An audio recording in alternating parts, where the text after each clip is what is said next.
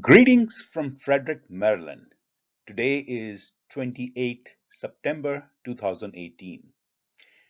This presentation, FDA Trends, New Validation Strategies, was previously presented at a conference in Germany in early 2017. This recording is providing a voiceover on the slides that were used in 2017. The presentation slides are available on my SlideShare account, A2Z PharmSci, and has been downloaded by many. And there have been several requests for a voiceover on this previous presentation. And this is what I'm sharing with you today.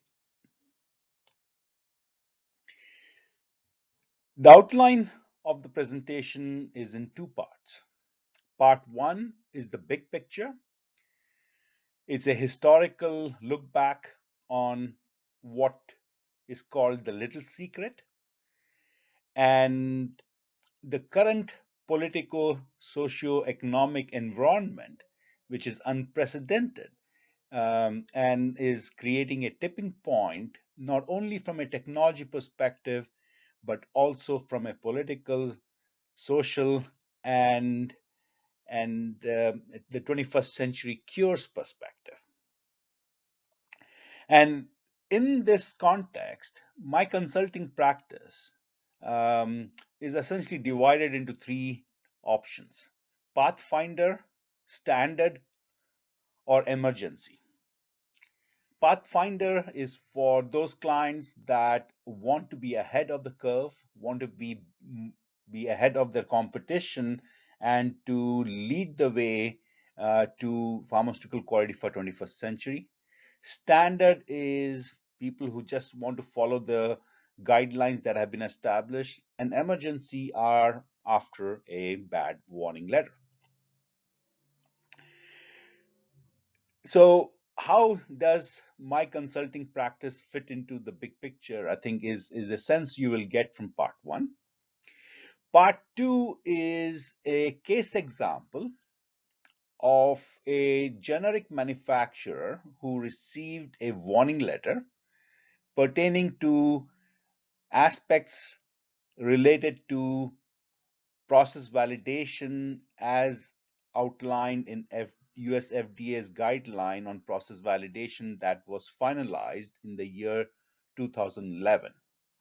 In part, it deals with continued process verification and quote unquote three batch validation or process qualification that has been a traditional way of thinking about process validation. With this example, I wanted to illustrate the value of a systems approach to pharmaceutical quality management. At the moment, much of the discussion in the sector has been related to continuous manufacturing using process analytical technology, real-time release, and that being the preferred way of achieving higher assurance of quality, particularly reducing human errors and irrational human behaviors such as breaches in assurance of data integrity, which have become a major concern once again. But at the same time, I think a technological solution clearly is an opportunity. But it is part of the solution, not the entire solution. We have to bring a systems perspective, and bringing a systems perspective provides us many options, including an option where one can achieve assurance of quality without having to completely rely on continuous manufacturing as a technological solution.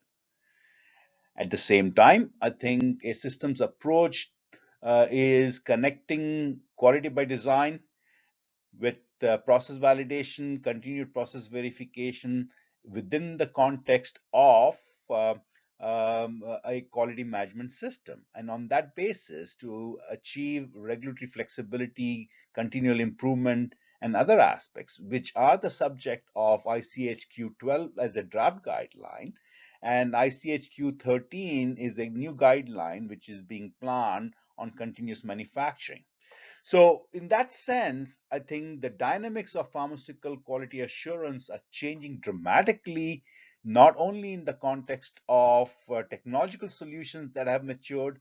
At the same time, I think the economic burden, political polarization, and many other aspects have created a level of anxiety and uncertainty and apprehension in the global communities that assurance of quality is becoming is has always been but has now more prominent critical quality attribute in and of itself. For example, the placebo and nocebo effects that are so prominently recognized in the drug development phase when we design clinical studies, their effects in the real world situation, particularly as the real world evidence is improving, our ability to gather real world evidence is improving, becomes a very important consideration. So let me quickly look back on the little secret. The little secret is a phrase that was in the front page article of Wall Street Journal published on 3rd September 2003. And it's noted the pharmaceutical industry has a little secret. Even as it invents futuristic new drugs, its manufacturing techniques lag far behind those of potato chip and laundry soap makers. Why so? Remember, here we are not talking about nice shiny equipment or nice shiny facilities. We are talking about the fundamentals of decision making in regard to pharmaceutical quality and its assurance, with regard to corrective actions, preventive actions, with regard to ability to continually improve efficiency and also continue to meet the changing and evolving expectations of assurance of quality that are directly related to patient behavior, prescriber prescribing behavior, and the therapeutic outcome patients experience in the real world. The challenge I think we have in the pharmaceutical sector is it evolved from the model of pharmacy compounding and was formalized for large scale manufacturing sector as the industrial revolutions number two sort of set in. This is in late 18th and early 19th century, and we had the compendial specifications as market standards, as acceptance criteria that a pharmacist or anybody in the real world or in the public can take samples and test them. But that was for the samples to be tested, and the decision was to be restricted only for that sample tested, not for the entire batch that was manufactured on a larger scale. And in fact, if you review the USP, the preface section of USP, it disclaimer is very prominent that USP tests apply only to the samples tested, not to the and not to the larger batch. That is has always been, but uh, perhaps 95% of the pharmaceutical professionals have never read that and have never understood that, including the regulators and including those at the USP. And that is a challenge, I think. And in that journey for understanding the legacy challenges and blind spots and dogmas that have become invisible to us started in the late 20th century, when the problems that we were encountering while I was at FDA were so significant that we had to change the mindset. And it has taken over 18 years for this journey to be appreciated. I can recall when I was championing the FDA's P80 and the 21st Century Initiative, the initial reactions I used to get when I used to make presentations at major companies, what are you talking about? In fact, many people said, you don't know what you're talking about. And we had to overcome those dogmas and blind spots, and it has taken more than 18 years. Unfortunately, the political polarization and the economic downturns and the anxiety, fear, insecurities that we currently have in the world um, uh, are pushing each nation to look inward and reversing the globalization trends and finding security and assurance in local manufacturing. And in the US, for example, I think make in America, in India, make in India, and make in China or make China great. And these are the major political forces which are guiding the next set of decisions we will make in terms of pharmaceutical quality and its assurance. And what has emerged from the P80 initiative is the value of real-time release, the value of continuous manufacturing now is being looked upon as a solution to larger political, socioeconomic, and other challenges also. I think that in of itself really is a solution in part. It's not part, it is part of the system. It is not the entire solution. And I think we have to be careful in that context. So my journey, my personal journey, I think as a pharmacist, bachelor of pharmacy degree from India, and then getting my doctoral degree in US, being an academician for about 9 years, and being a regulator at US FDA for about 10 years, and then being an industry executive in getting Sandoz biosimilars launched and really helping to open the door for biosimilar products and complex generics products, and then leaving the sector for about 5 years and thinking about tobacco harm reduction and looking at pharmaceutical quality from a very different perspective, and then coming back to pharma, focusing on India for the last several years, and now back to academia, has given me a perspective which I think would be useful to share with you, and that's what I'll plan to do. As part of being open disclosure, I've worked for as the president of National Institute for Pharmaceutical Technology and Education, which is a not-for-profit organization, a collaboration among 18 American universities. And I'm also an advisor to a number of other organizations. For example, I am advisor to and on the board of directors of a company called Valgenesis, which makes software for validation, paperless validation. And I'm also advisor for Continuous Pharmaceuticals, which is a spin-off of MIT Novartis investment on continuous manufacturing, and now a standalone company which creates platforms and installs platforms for continuous pharmaceutical manufacturing from API to drug product in one integrated way. So I think that so just to that you're aware of my potential interests and making sure that they don't conflict with the message I give you, wanted to share that with you. So unprecedented juxtaposition at a tipping point, as I have already alluded. There's increasing societal demand for higher assurance of pharmaceutical quality and lower prices. I think the historical regulatory opposition and uncertainty is turning regulatory preference for pad-based real-time controls and continuous manufacturing and digital manufacturing enablers, and that's really the tipping point. We are moving into industry 4.0. This is a revolution which will dramatically change pharmaceutical manufacturing, will dramatically change the jobs that we have today in operations, with automation, with essentially reducing human errors.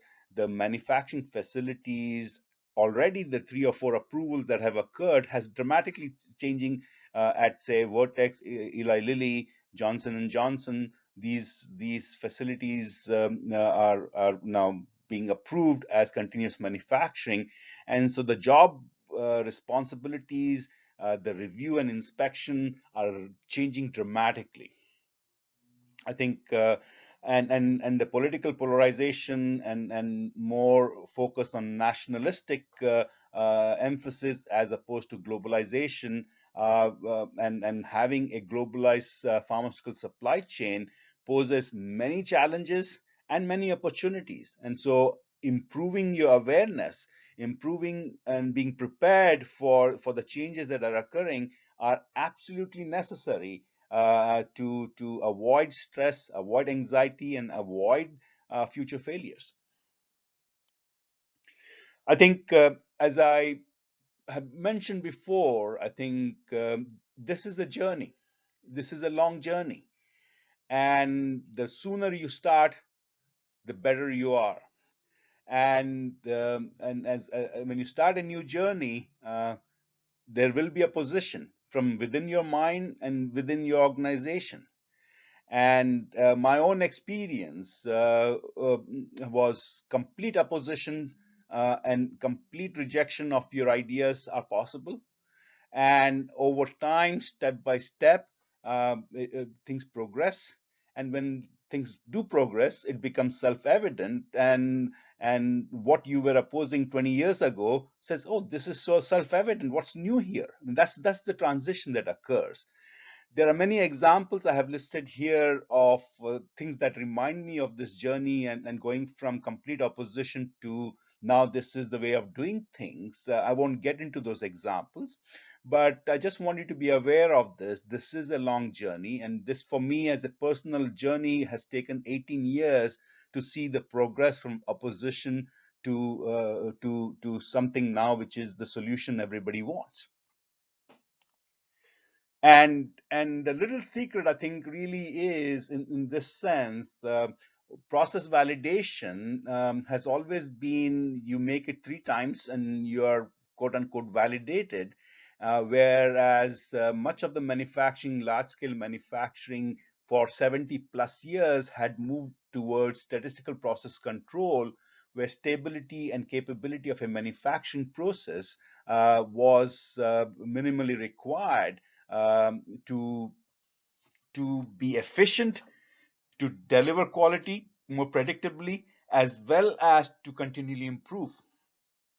With the 3 batch concept, the whole notion of statistical process control and actual confidence in objective measures of stability and capability of a process, we did not have that level of confidence in our manufacturing processes.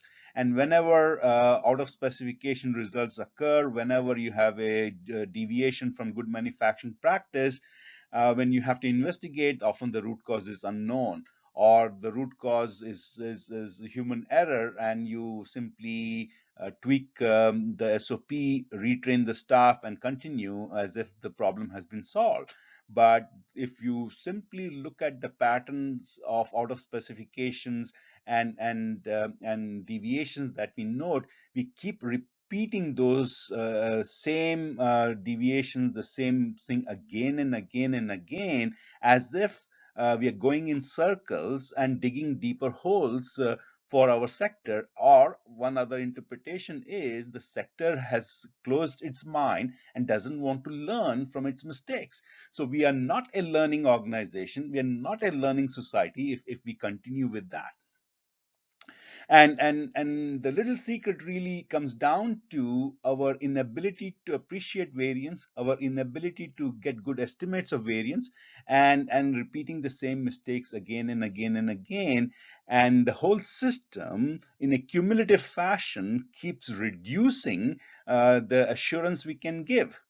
Every warning letter, every import alert, and seeing that again and again and again, particularly in the context of the digital economy or digital age, where social media and other aspects, fake news, everything comes together, where where the patients and the healthcare professionals don't know how to interpret these warning letters and these import alerts and the product recalls, and in a cumulative sense, instead of building the assurance of quality, we keep eroding it away with the system designed to help improve it.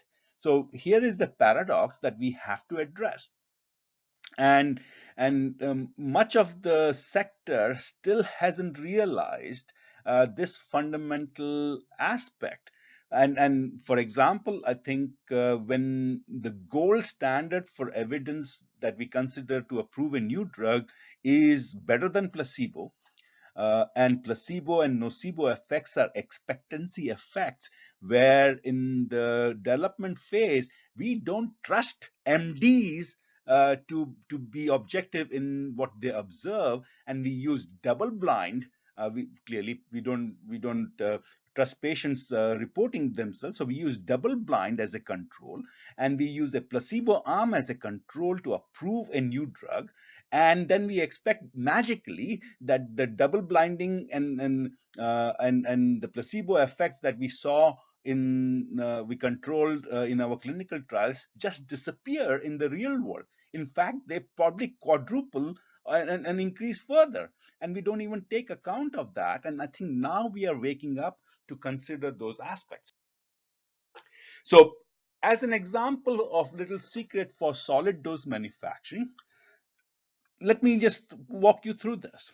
Um, when you think about making tablets in a large scale, what are you doing? You're buying powders of your active ingredient and your excipients. You're blending them, and then you're granulating them or you're compressing them directly, or you're granulating them either by dry method or wet methods, and then compressing them and then packaging and so forth, right? So this is a completely a physical process. So how the powders flow, how the powders interact, and how we achieve homogeneity or reduce variance in the distribution of particles within a powder blend within a tablet, and how the tablet strength and is maintained, friability is minimized, things like that. These are all physical processes, and our certificate of analysis of materials that we purchase is primarily based on the compendial methods, which look at purity and impurity aspects that relate to physical performance of excipients and active ingredients such as powder particle size, flow, electric charges, and others are not optimally contained in our incoming raw materials. We don't even control that. And then we to sake of three batch validation concept, we fix the time to blend for 10 minutes, granulate for this time, that time. So we have variable materials coming in, we have fixed processing time, and we expect the manufacturing process to reliably be producing tablets of the right quality of specifications. And with the label of FDA approved, process is validated. When the SOPs that you follow don't produce reliable results, predictable results, you have to either reject a batch or do root cause, and those are the sources of inefficiencies. But at the same time, can you imagine throwing away a batch because you have an out of specification? Isn't it easier to blame it on the analyst, so it was invalidate the OS rate, and just say, fine, this was a analytical error, nothing is wrong with the product, and just ship it? And that's what we keep doing. So this is the little secret. If you keep your head in the sand, you don't know when the kick is coming or where the kick is coming from. And I think breaches in assurance of data integrity, cheating by design, come again and again, from generic drug scandal to the heparin tragedy in 2007 to the amazing growth, the mushrooming of breaches in assurance of data integrity, starting with 2012, 2010 onward to continuing. Why are we so ignorant? Why are we so close minded that we can't even think in systems? Because that's where the challenge is. So but the in many of my presentations, I have used to show examples that not all companies are stuck in this mindset. And if you can think about taking responsibility for quality, not being dependent on the regulators, and you are ahead of the regulators because you are the experts. You are supposed to have the good practices, not the consultants, not the FDA.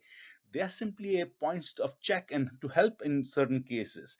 And one can improve your manufacturing process if you have the right leadership, if you have the right vision. And the example of Amgen is something I have talked about extensively on, and you will see this on my SlideShare account, and also if you just Google my name and Amgen and Six Sigma, you will get a lot of this information already on the website. But the key here is the professional development, adult development is a key. We have requirements for education, training, and experience as a foundation for good manufacturing practices. In the US, for example, 21 CFR to 11.15 pertains to that. But we have never defined what is education, training, and experience adequate for the current state of complexity and uncertainty that we deal with. So professional development is fundamentally ignored to the extent that this becomes an opportunity for companies such as Amgen, which can focus on professional development, which can focus on the right education, training, and experience. As you can see from the list of things they did, they brought in education, training, and experience for the investigators. They focused on CAPA and made sure that once investigations are done right, those mistakes don't happen across the system with an effective corrective action and preventive action. And that is a beginning starting point for a journey to becoming, I think, improving it to Six Sigma. But it takes time. Um, and the other example really is, I think, what I call angle of repose to tipping point is the technological solution where I think we can bring in online measurements and not fix your manufacturing process to 10 minutes or four, but you blend till it's homogeneous, you blend till you get the right granules, and you do it in a way with you have online measurements so that the in-process evolution of product quality is completely tracked, and you have a strong basis for statistical process control. And as the picture shows, a handful of tablet analyzed after the end of manufacturing, like we do for USP, does not give you that same level of assurance, and you keep repeating the mistakes, and there you move towards statistical process control.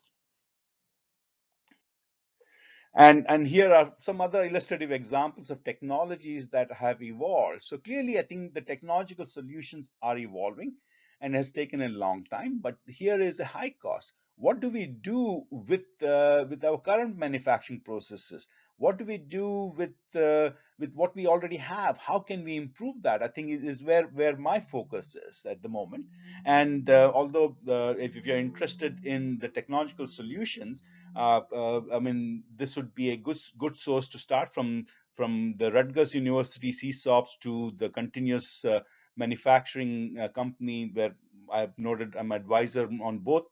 Um, you can go to their websites and look that over. But that's not what I'm going to talk about now. I'm going to talk about I think more to do with the current manufacturing. But before we get to that, I just want for you to be aware of that manufacturing USA strategy is rapidly evolving. And the 21st Century Cures Act, which was signed into law on December 13, 2016, has a full section in it. It's called Subtitle J, Domestic Manufacturing and Export Efficiencies, where FDA now has funding available to provide grants for process of continuous pharmaceutical manufacturing. So from a technological solution, continuous manufacturing with its advantages of the smaller footprint, less pollution, less wastage, and high tech education and training is a conduit for working towards bringing manufacturing back to US. But let's think about the bigger picture, the entire system. Now, one of the aspect which I think is why do we have so many problems? Why do we have shortages, high cost, warning letters, import alerts, and so forth? While at FDA, I used to use a pyramid as an example of a knowledge pyramid, where you have at the bottom descriptive knowledge, then you have uh, going up to causal knowledge, mechanistic knowledge, and first principles. If the triangle was that way, if the pyramid was that way, it would not tackle so easily. But I think it's the other way around, where I think the first principles, the mechanistic and the causal understanding is very limited. And all we have is lots of experiments, lots of data, lots of batches where we don't gain the mechanistic understanding. We don't have the causal relationships mapped out. And this is the reason why quality by design was a important component of that, is to do design of experiments earlier on, to map out what is critical, to map out what is critical process parameters, to map out critical material attributes, so that you can design a control strategy, you can design a quality target product profile that is consistently aligned with the needs of the patients. You recognize the failure modes and so forth. And therefore, when you establish bioequivalence, when you establish clinical benefit risk ratio, you already have underneath that a complete understanding of how critical material attributes, critical process parameters, and critical product attributes are are essentially maintained in ranges that will guarantee your clinical performance, that will guarantee your bioequivalence, and so forth. And so that was quality by design. ICHQ8 and the P80 guideline, the US FDA P80 guidelines, elaborate that. And then I think the US FDA 2011 process validation guideline leverages that to move towards stability and capability and continued process verification. And one of the fundamental aspects there was, instead of doing quote unquote three batch qualification, you, based on the knowledge available, you can assess how many batches you will need to achieve quote unquote evidence of stability and capability and the control status, and then how would you continue manufacturing that. So I think that's what is needed. But the challenge is companies that don't recognize that this is the way to do that, and they continue to do the same type of development, file first, figure it out later, and throw the literally empty development report across over the wall from R&D to manufacturing, and expect and orchestrate the best teams, the daytime, the same lot of raw material to make those three batches, and consider themselves validated for rest of their lives. That is fundamentally wrong. The first principles of quality are missing at such companies. And when you have a warning letter, and when you have over time, when you have a lot of failures, and failures are being blamed on the poor analyst or the poor people on the factory floor, saying that how can we have an out of specification result? How can you make a deviation? This is an FDA approved product. This is an FDA validated product. So if there was an error, that means you made a mistake. And when that kind of pressure is built up in an organization, what will happen? Breaches in assurance of data integrity is everywhere. And when the system topples, when you have a nasty warning letter from FDA, then the pyramid topples. And the only thing that saves the pyramid from complete collapse is the culture of quality and effective QMS and effective corrective action, preventive actions. And you sort of start rebuilding your quality culture to overcome the import alerts, to overcome the warning letters or consent decree, and so forth. So that's really the big picture scenario and a mental model that is useful to keep in mind. So as I noted earlier, I think my consulting experience, I put it in three categories: Pathfinder, you have the P80 spirit. You're not waiting for the guidance from regulators. You move now. You engage the regulators, taking them with you on your visionary journey. Then you offer to train the regulators. That's what we did for Sandoz for leading the biosimilar pack. That's what we did. That's what I did at Philip Morris in the tobacco sector. Standard option: you will wait for regulators to issue guidance.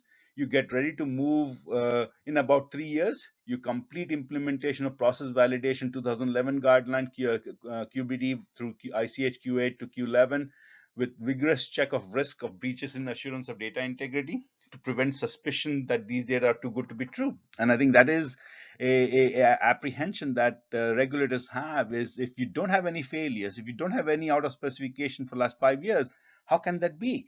That has become a suspicion, a point of suspicion now. And clearly there's the emergency option. Oh no, a bad inspection with the dreaded observation of breaches in assurance of data integrity or bad eye. And here, CAPA, process improvement, smart HPLC that says stop to trial injection is something we have to think about, is because technological solutions to prevent breaches in assurance of data integrity, paperless validation, the empower, the audit trails, the track and trace, all other aspects of that have to be brought in here to solve that problem. So, so what we have now are technological platforms. Then you have change control and continuous improvement. And then you have people and organization development, partnership, and collaboration. So these are the things. So manufacturing with controls, real-time controls, whether you do it for API alone or you do it for integrated API and the drug formulation. I think, or you have rapid development and manufacturing with controls. And another possibility, I think the Vertex example that I shared with you, the slide a few slides earlier, shows that with continuous manufacturing, with the platform of real-time release, online controls, continuous manufacturing, you don't have a scale-up issue. You don't have, in fact, the plug flow model allows you to run design of experiments rapidly, very quickly.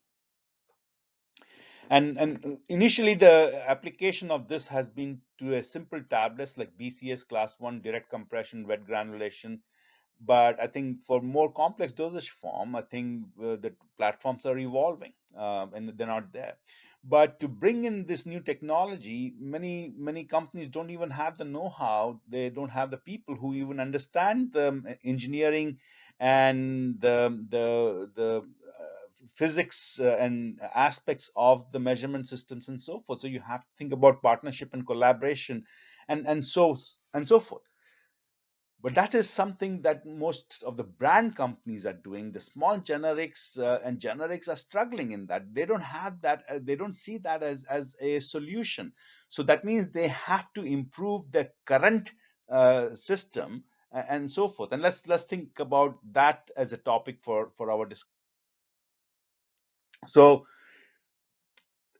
general direction in which something is developing or changing is a trend, and I think the trend that I have talked to you about with the 21st Century Cures Act, the political focus in many countries on make in their own country, and the increasing need for assurance, I think, are the clear trends that I have to respond to.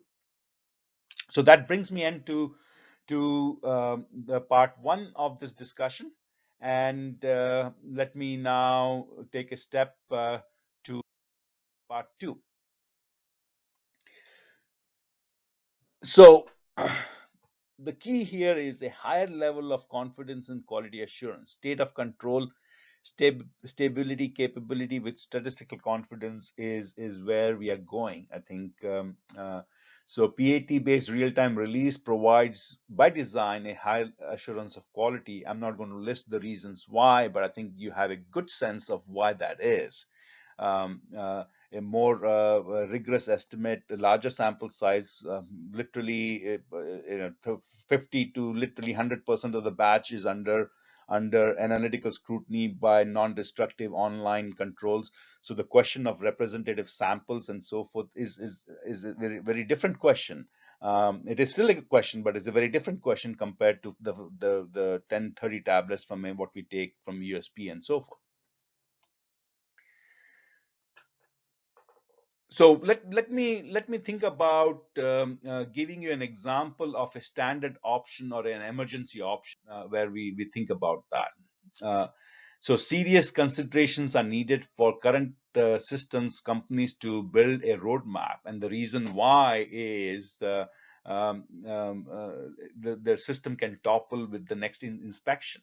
And we have to remember Einstein's challenge that we will never solve the problems tomorrow with the same order of consciousness we are using to create the problems of today.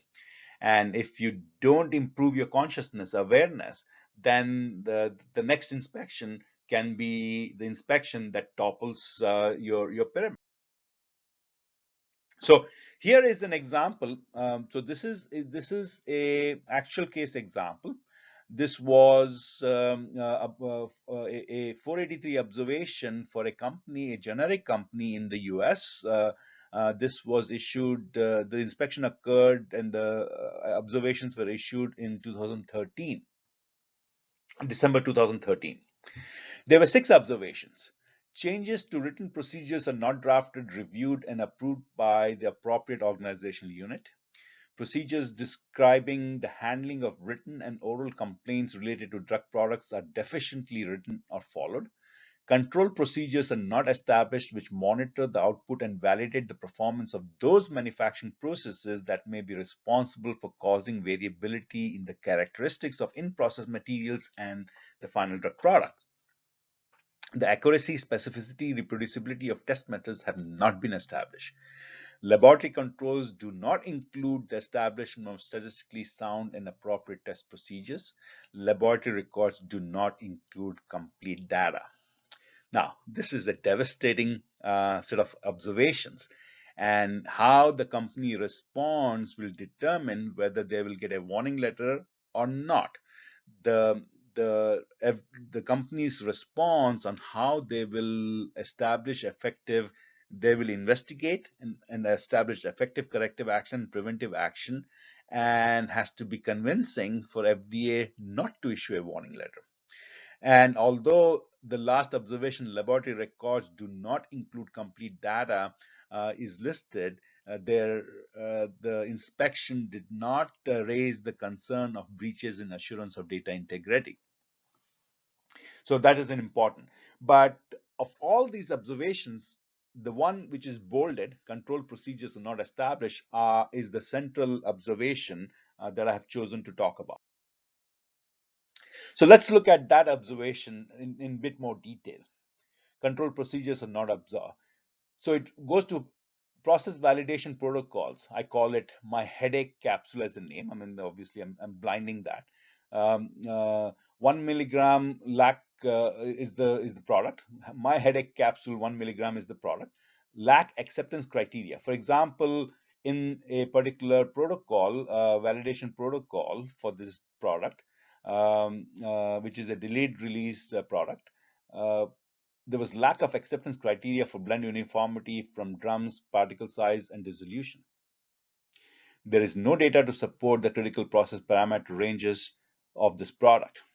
Now, this is the older product, and many generic companies don't have anything in their development report.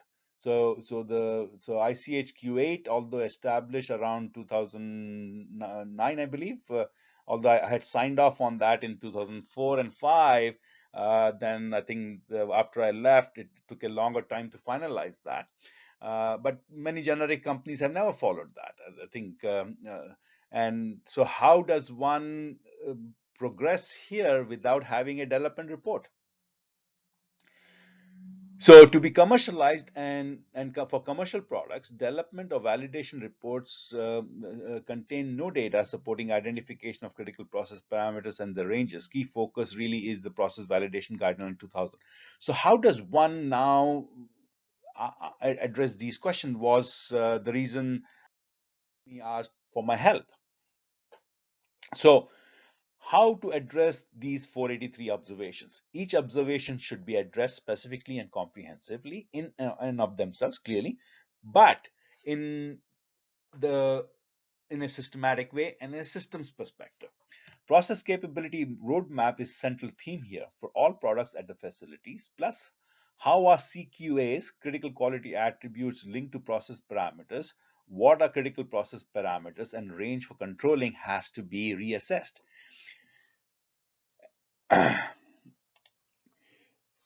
How other observations impact, interact, inform the methodology and sequence of the work products that we will need to do to put together a complete plan. Measurement system capable for all CQAs, all measurements. So, is the process capable for all CQAs? What can we do to address special causes we will observe? Are the processes capable plus others? I mean, these are the thoughts that you have to bring together to. So roadmap to process capability is something very, very old. I mean, this knowledge has been there if you really go back to Deming, Schwartz, and so forth. I mean, so 30, 40 years, this knowledge has been there, but not in pharma.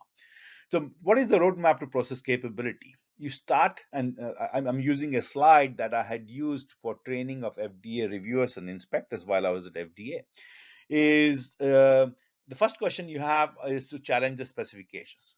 We don't have that option. I mean, the specification is already set now, and changing specification is a major change control procedure requiring regulatory approval. We don't have that option. But the first question we have to ask is, has the measurement system capability been verified? And if you don't, you have to stop first. So what is the measurement system capability process? Analytical method validation. Does your analytical method validation provide you with the ability to show the method is stable and capable over its life cycle? What is capability? What is stability? Stability means I think the target value or the mean value is not shifting, and the distribution is not shifting over time. And capability simply means the variance is such that it is within the specifications that you have established. So we have done analytical method validation in the lab, in the R&D lab, and then done according to the USP. And then we provide that package to the QC lab, and they verify with something. But we don't measure the stability and capability, especially for measurements related to physical attributes such as particle size, dissolution, and so forth. So, for example, for dissolution testing, we do a calibration. And the calibrator tablet, the stability and capability of a calibrator tablet is not, we don't know what it is. And from time to time, the USP sends you a letter saying that, dear customer, the stability or things has changed, the calibration status changes. Calibration is necessary but not sufficient. You need reproducibility and repeatability data, and we often don't have adequate repeatability and reproducibility data. Reproducibility is the work we do for quote unquote process validation when we do the analytical method validation. But repeatability means I think it has to be repeatable in the QC setting with exactly the same conditions as for different people who will run the QC and keep repeating that. And that's where I think we fall short. If you don't have that, you can't proceed.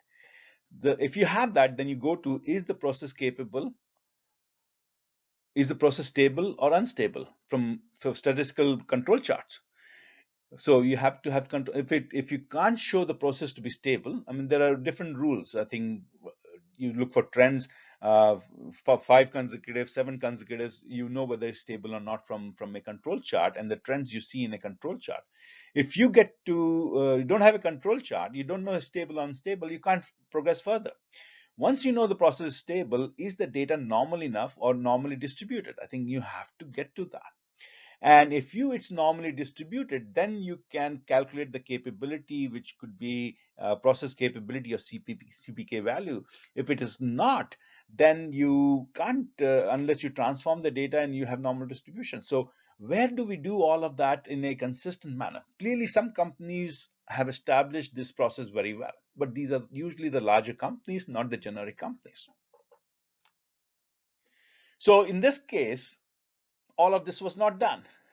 And the challenge we had was to how do we put together a response to FDA? So initial decision tree, validation batches versus current batches. So now the although it was a pre-approval inspection, the inspectional observation applied to all the products. So there are 40 products being manufactured at this facility for many years. They had the three batch validation data. They had the IQ, EQ data for equipment installation qualification, equipment qualification, and so forth. So, but they have very limited data. So to be commercialized versus product in commerce, I think is the challenge. So for the products being validated now and products in the commercial, are the current process parameters, set point ranges, and the supporting data adequate? Is the equipment qualification ranges versus process set points and ranges adequate? Analytical method validation capability, is that adequate? Data in product development reports. What is the data in the product development report? What is the available data in validation report? What are the SOPs? What are the batch manufacturing records? What are the deviation history, complaints, and what have been the previous CAPA? One has to bring together across all the products in a facility over the life cycle, over the history, to gather these data to first to say what is the current state of where we are, what can we measure, what we cannot measure, and what are the complaints and so forth. So the initial part one is that once we have that data, which is very difficult to collect from most companies, and it takes a long time to get this data from companies, then we can assess the impact of CQA and all process parameters. I'm not going to go through this decision tree. When you're able to download the presentation from my SlideShare account, I would request you to go through that. My intention here is to really emphasize to you is we have to list the questions, we have to put a decision tree, we have to put a very structured way of answering every question. And the most important question, the central question here was, what are the most important questions? What assumptions can we accept and justify? And how precise do our answer need to be? I think without coming up answers to those critical questions from your perspective and from the perspective of patients and from the perspective of FDA inspectors and compliance officers, anything that you develop will not be adequate. And I won't go through that, but I just want to bring your attention to those central questions. Sorry about that. The phone, I had to take care of the phone. If you review the FDA process validation guideline, please review the references listed in there, particularly the ASTM standards and other references are particularly E2709, E2281 are very important documents. And I think the three questions we pose as critical: what are the questions? What are the assumptions that we can accept to make at this point, and how precise do our answer need to be, are determined in what is in the guideline, what the guidelines expect, and what are the procedural methodologies that are accepted based on, say, so once you have that, then you have your historical data, your previous validation report, you have reviewed the SOPs, you have reviewed the batch manufacturing records. Unfortunately, for most companies, those have to be manually inputted, and it takes a lot of effort to do that.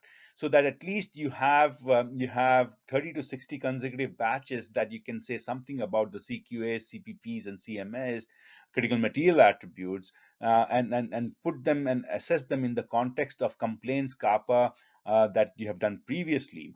And from that database, you have a basis to do statistical analysis. But you do need 30 to 60 consecutive batches for historical data analysis. And integrated statistical assessment and scientific impact analysis is needed, based on data.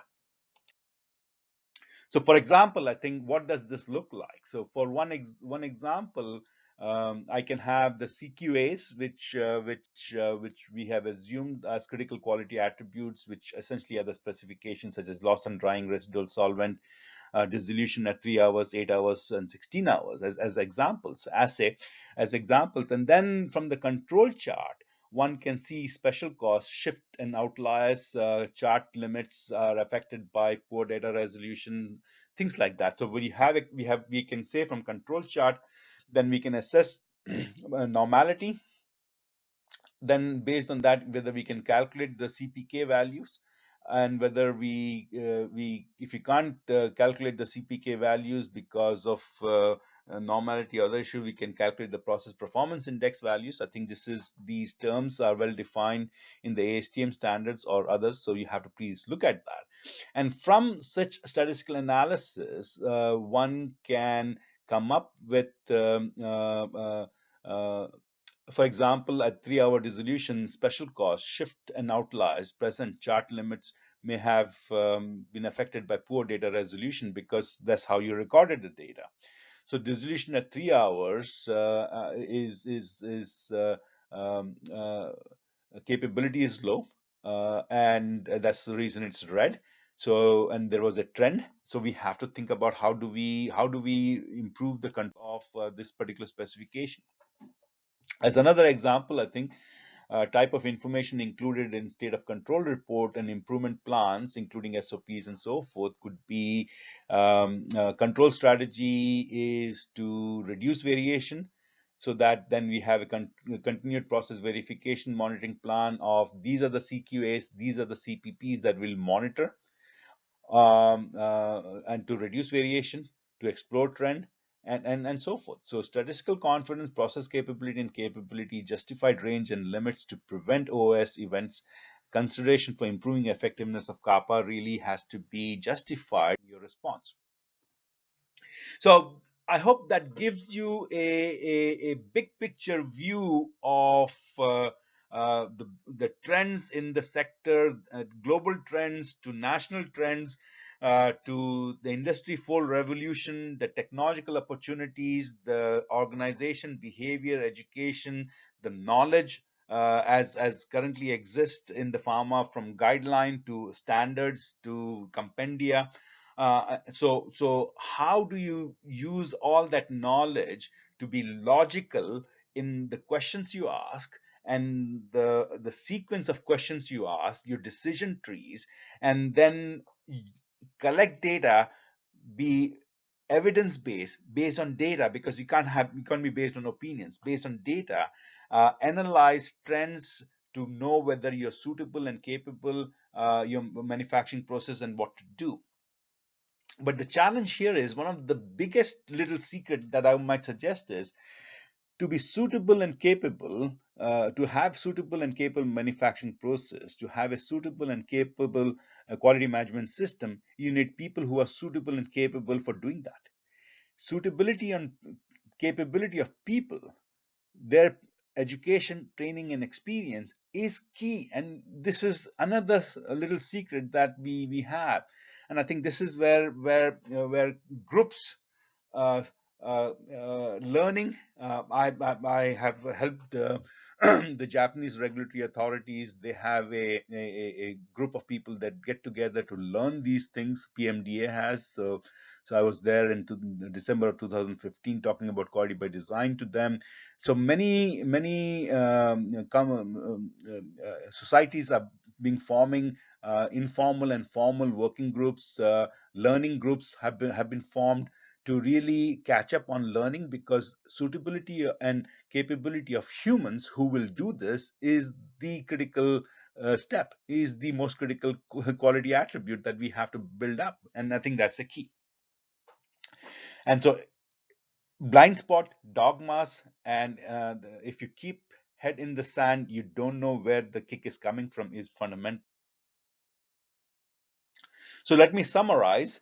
More confidence, assurance of pharmaceutical quality is absolutely necessary. You need effective kappa and achievement and communication of state of control, stability and capability of a manufacturing process, suitability and capability of a quality management system. Suitability depends on suitability and capability of the humans who are in that system. So system-wide implementation in an integrated adoption of P80 ICH guideline and process validation 2011. The knowledge is out there. We have to remove the blind spots. and change our mindsets, I think is the key. So let me end my talk. Why all this is important? We need to provide increasing confidence and assurance of our pharmaceutical quality. This is what the regulatory requirements are going to be. A higher level of quality assurance can be achieved through technological solutions that have evolved, but that is not the only solution. You have to bring about a complete understanding of a systems perspective with and without continuous manufacturing. So this is what I see as FDA trends and new validation strategies. I hope you found this useful. Thank you for listening.